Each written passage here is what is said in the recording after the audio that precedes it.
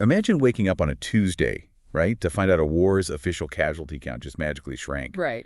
Your grocery bill's about to spike because of a sudden 50% tariff on Canadian cheese. Yeah. And, like, people are paying real money for a fake food delivery app just to watch a digital courier drive around on a map. Welcome to the third week of July 2026. I mean, it sounds like the premise of a dystopian novel, honestly, but it is entirely a reflection of our current geopolitical and cultural reality. Which is exactly why we are plunging into it today. Yeah. We're taking a look at a highly satirical, just extremely chaotic comedy radio broadcast from July 26, 2026. It's called Past Week, Next Week. And, I mean, the radio show we're looking at today is completely unhinged. Yeah, it really is quite a listen. The original hosts inject their own extreme political frustrations into absolutely every sentence. They're taking shots at both sides of the aisle. So our job today for this deep dive is to filter out all that partisan spin and just look at the raw, bizarre facts of what actually happened during that week. Exactly. The goal is to peel back the layers of rhetoric. But, before we jump in, we should make it clear to you, the listener, that the source material contains heavily opinionated and politically charged commentary from all sides. Yeah, lots of it. We are impartially reporting the factual claims presented in the source without endorsing any of those original viewpoints. Because when you strip away the political grandstanding, the underlying mechanics of these events reveal so much about how global systems and the humans running them were operating under immense pressure. Okay, let's unpack this. Because to understand the anxiety of this specific week, you have to look at the macro picture first. Definitely. The global policies in this source are just wild. Let's start in the Middle East. The source reports a sudden escalation in a conflict with Iran. But the detail that really stands out is that a ceasefire was called, and immediately following that ceasefire, the official casualty count was retroactively changed from 18 down to 14. Yeah. I mean, how does a government just retroactively uncount a casualty? Well, it comes down to the bureaucratic machinery of conflict classification. When a ceasefire goes into effect, it usually triggers this strict legal and temporal boundary for what constitutes an active combat engagement. Okay, so it's a timing thing. Right. Military auditors come in and they review the timestamps and circumstances of every single incident. So if a soldier was injured or killed by something that can be reclassified, say, a vehicular accident near a combat zone, or an injury that occurred just outside the newly defined window of engagement, bureaucrats can change it. Wait, really? Yeah, they changed the official designation from a combat casualty to a non-combat incident. Wow, so it is essentially a paperwork maneuver. Yeah. Like 4 people didn't magically come back to life. Their deaths were just shuffled into a different filing cabinet to make the diplomatic optics of the ceasefire look more successful. It's harsh, but that is the grim reality of statecraft. Optics heavily influence the narrative of how a conflict is resolved. And the optics surrounding this Iran conflict got even more complicated domestically. They did, yeah. The source notes that the president visited Dover, Delaware, right, to receive the remains of fallen soldiers. A very solemn occasion. Right. But during this ceremony, the president made a statement suggesting that the deceased wouldn't want Iran to have a nuclear weapon. And the original radio hosts were absolutely furious about this. They saw it as turning a grieving moment into a political billboard. Right. But from a strategic standpoint, why do administrations merge solemn national moments with heavy policy statements? It is a calculated use of the presidential megaphone. When the president is at Dover, the entire nation, and more importantly, the international community, is watching. It's a moment of heightened emotional resonance. So they use that attention. Exactly. By tying the sacrifice of the soldiers directly to a specific policy goal, in this case, preventing a nuclear Iran, the administration attempts to make that policy unassailable. The logic is, if you criticize the policy, you're criticizing the sacrifice. Oh, wow. That is a heady tack. It is a highly controversial but frequently utilized mechanism to solidify public support during an escalating conflict. But then, in the exact same week, the U.S. makes a move that seems to contradict that strict anti-nuclear stance. They approved a 30-year nuclear agreement that allows Saudi Arabia to enrich uranium. Right. Well, what's fascinating here is the geopolitical leverage baked into that specific agreement. The U.S. isn't just handing over nuclear technology in a vacuum. The agreement is strictly conditional on Saudi Arabia normalizing diplomatic relations with Israel. So it's diplomatic chess. Entirely diplomatic chess. The mechanics of the deal likely involve strict caps on the level of uranium enrichment, keeping it at civilian energy grades, which is typically around 3 to 5%. Right, far below weapons grade. Exactly. You need about 90% for weapons-grade material. So the U.S. is using the carrot of civilian nuclear capability to engineer a massive shift in Middle Eastern alliances. They are drawing a hard line against Iran's unchecked program while highly regulating and leveraging Saudi Arabia's program to create a new regional security architecture. It's like playing a game of global Jenga, where we are simultaneously pulling blocks from our adversaries in the Middle East and our closest trade allies in North America. That's a great way to put it, yeah. Because, speaking of delicate games, the trade policies from this week might be even more baffling. Out of nowhere, the administration announced a massive 50% tariff on goods from Canada. Specifically, they targeted autos, alcohol, and cheese. Right, a major ally. Right. And on top of that, they slapped new 10 to 12.5% tariffs on the European Union, China, and India. And the stated goal is to encourage domestic manufacturing. But wait, how does placing a 50% tariff on your closest ally actually stabilize domestic manufacturing if the oil markets are simultaneously on the brink of being disrupted by the Iran conflict? You're choking on your own protection.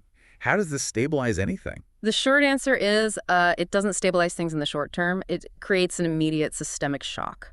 Let's look at the mechanism of how a tariff like this actually hits the auto industry. A modern vehicle doesn't just get built in one factory. Right. Parts come from everywhere.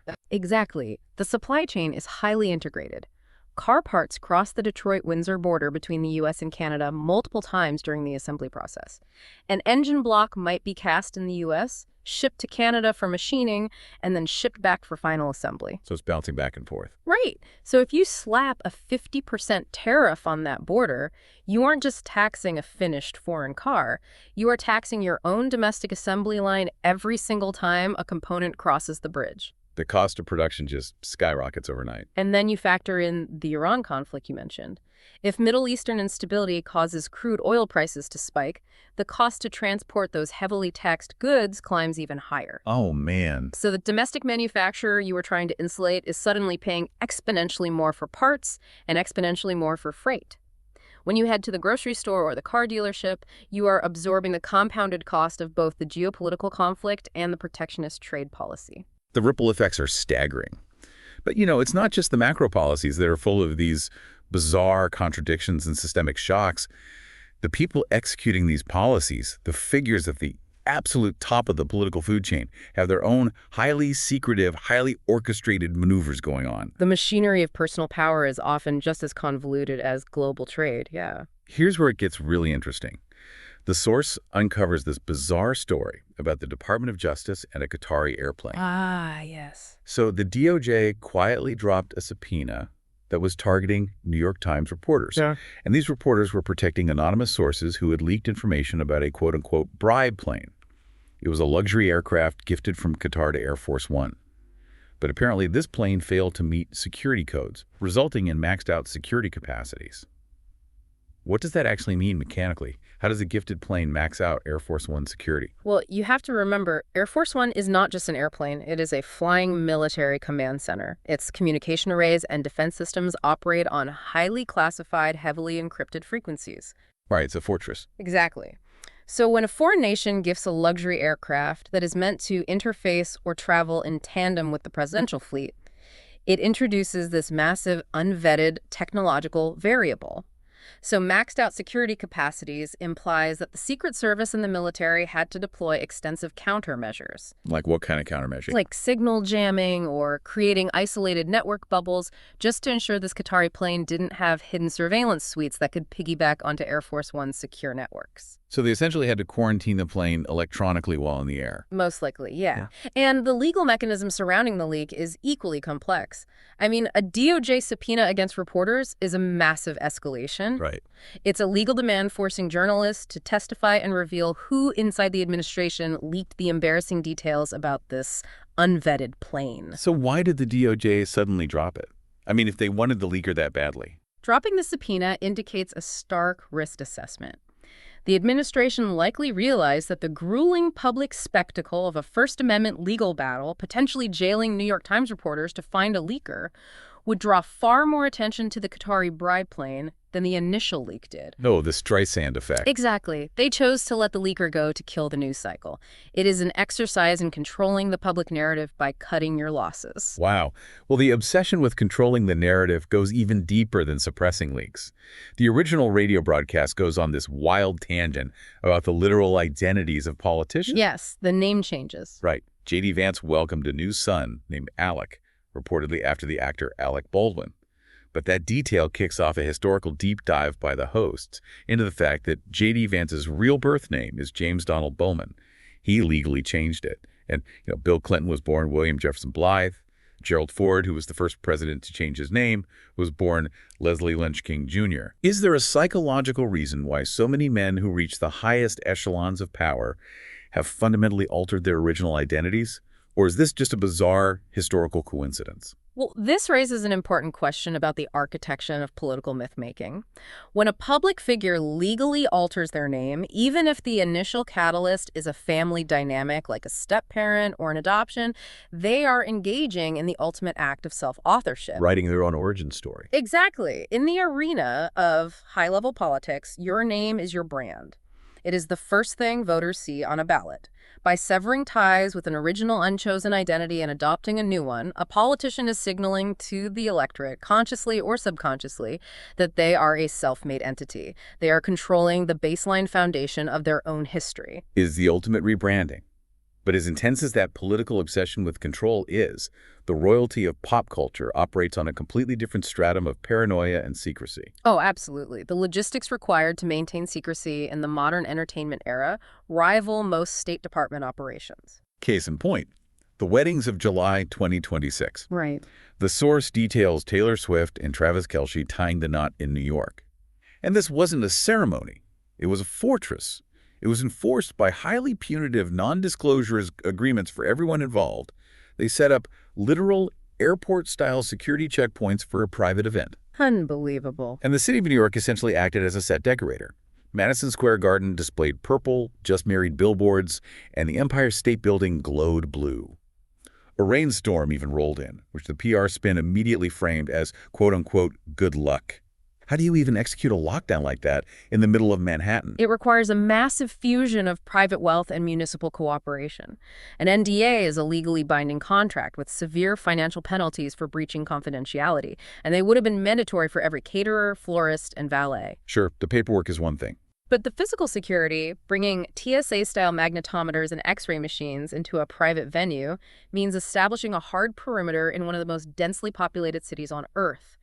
That requires permits, off-duty police details, and coordination with city officials just to redirect public traffic. They practically rented the infrastructure of New York City. And they weren't the only ones executing these massive logistical operations. Over in Palermo, Sicily, pop star Dua Lipa and actor Callum Turner got married in a lavish, historic villa. Right, another huge event. Yeah, they featured hand-embroidered keepsakes, handmade fans, a massive fireworks finale, and they even had Elton John sing a personalized version of your song. Well, when you look at the sheer aesthetic perfection of these events, you really have to view them through the lens of the geopolitical climate we just unpacked. The world is grappling with shrinking casualty counts in the Middle East, the threat of nuclear proliferation, and tariffs that are about to drastically inflate the cost of living. It's heavy stuff. The global reality is volatile and terrifying. We fixate on these hyper-controlled, visually flawless celebrity bubbles because they offer a psychological antidote to our own lack of control. They represent a manufactured reality where everything, right down to the color of the Empire State Building, goes exactly according to a master plan. And the pop culture surprises didn't stop at weddings. Beyoncé surprised fans on Independence Day by dropping a new single called Morning Dionk with zero warning. Right, just out of nowhere. It kicked off a 60-day countdown to her birthday and the 20th anniversary reissue of her album B-Day, while rumors were swirling about a rock music project. The surprise drop is really the audio equivalent of the lockdown wedding. By bypassing the traditional months-long promotional cycle of sending singles to radio and doing press junkets, an artist prevents the media from analyzing or criticizing the work before it arrives. It dictates the public conversation instantly and on the artist's exact terms. Total control again. But, the source material also brings up a very sobering moment of reality that cuts right through all of that curated perfection and narrative control. It was revealed that the 80-year-old actor and activist Danny Glover had been diagnosed with Alzheimer's disease 3 years prior. It serves as a profound contrast. We spend so much energy studying how the political and cultural elite manufacture their realities, deploying airport security and DOJ maneuvers to control what the public sees. But biology is the ultimate unspinnable truth. You cannot put a neurodegenerative disease behind a non-disclosure agreement. It is a stark reminder of universal vulnerability. That vulnerability really bridges us to the final and maybe most surreal part of this deep dive. If billionaires and politicians cope with the chaos of the world by utilizing airport security at weddings and retroactively changing casualty counts, how do everyday people cope with the realities of 2026? The macro-level anxiety we've discussed inevitably creates some deeply bizarre micro-level human behaviors as people search for any semblance of control. Let's look at the technology they're using to cope. A South Korean app called Food Never Comes is apparently making waves. The premise is wild. It really is. Bored users open the app, meticulously customize a meal, enter their payment information, and then just watch a fictional courier drive around on a digital map. The food never arrives. Unbelievable. And because the massive inflation hitting the U.S., an American version of this app, which the radio hosts jokingly called Poor Dash, is currently in development. I have to push back here, though. Is an app where you simulate ordering food really a harmless coping mechanism for boredom? Or does this prove that our brains have been completely hijacked by the dopamine loop of a loading screen? It is absolutely a reflection of a hijacked neurological system.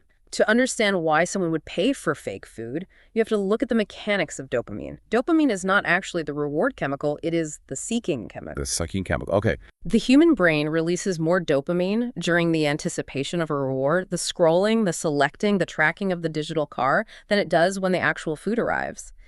The app developers have isolated the most chemically addictive part of the consumer cycle, the anticipation, and completely stripped away the physical product. Users are paying for the illusion of action. They're paying for the feeling of doing something without having to deal with the reality of the result. And that obsession with the process over the product isn't just happening on our phones, it's happening in physical spaces. Right, the park. Yeah, and in Santa Clarita, California, David March Park expanded by 8 acres. They added some pickleball courts, but the centerpiece is a massive 116-step outdoor staircase that literally leads to nowhere. It just abruptly stops at the top, and fitness enthusiasts are flocking to it. Well, if we connect this to the bigger picture, the staircase to nowhere is the physical manifestation of the fake food app. In a world where the future feels incredibly uncertain, where tariffs might tank the economy or geopolitical conflicts might escalate, setting long-term goals feels futile. Climbing a staircase that intentionally leads nowhere is a way to exert immense physical effort and feel a sense of immediate accomplishment without having to worry about what happens when you reach the destination. The effort itself is the only point. What stands out to you about these behaviors? Are we all just climbing steps to nowhere to feel productive? It's wild to think about. It is a society just slightly detached from reality, seeking out absolute comfort wherever they can find it. And the source's anecdotes about modern travel highlight this perfectly. They do, yeah. The radio hosts talk about staying at a hotel in Oak Brook, Chicago, that was literally built on the former corporate campus of McDonald's Hamburger University. They visit Lake Michigan and are completely stunned to find that it has massive ocean-like beaches, as if they had forgotten the geography of their own country. They are navigating a landscape that feels increasingly alien to them, looking for familiar anchors. But the most surreal travel encounter happens in an empty downtown Detroit. One of the hosts is just walking to brunch when a stranger carrying a Bible stops him. The stranger doesn't ask for anything. He just prophetically tells the host that God knows he is facing a choice where he has to go left or right, but that he would be covered either way. Think about the psychological weight of that interaction.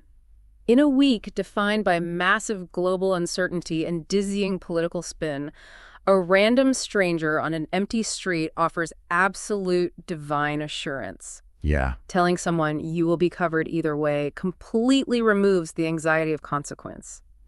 It is the ultimate psychological balm for a society exhausted by the need to constantly calculate risk. So what does this all mean? We've gone on quite the journey today. We started in the high-stakes, intensely guarded world of macro politics, looking at the bureaucratic sleight of hand to reduce ceasefire casualties, the diplomatic leverage of the Saudi nuclear deal, and the disastrous supply chain mechanics of a 50% tariff on our closest allies. We covered a lot of ground. We really did. We saw how the obsession with controlling the narrative drives politicians to alter their legal names and pushes celebrities to deploy military-grade security just to get married. And finally, we ended up on the ground level, looking at how everyday people navigate the absurdity of it all, hacking their own dopamine receptors with fake delivery apps, climbing steps to nowhere, and seeking out prophetic reassurance on the streets of Detroit. You can't just read the dry facts of 2026. You have to understand the psychological mechanics that drove them. Absolutely. And I want to leave you with a final thought to mull over as you digest all of this. We talked about the neuroscience behind the Food Never Comes app and how it isolates the dopamine hit of anticipation. Right. If an app like Food Never Comes is successful just by mimicking the anticipation of a delivery, what other completely fake digital experiences might we start willingly paying for just to feel the dopamine hit of the anticipation, completely abandoning the need for a real-world result? Wow, that is going to stick with me. Thank you so much for joining us on this deep dive. Keep questioning the bizarre world around you. Keep looking beneath the surface of the headlines, and we will catch you next time.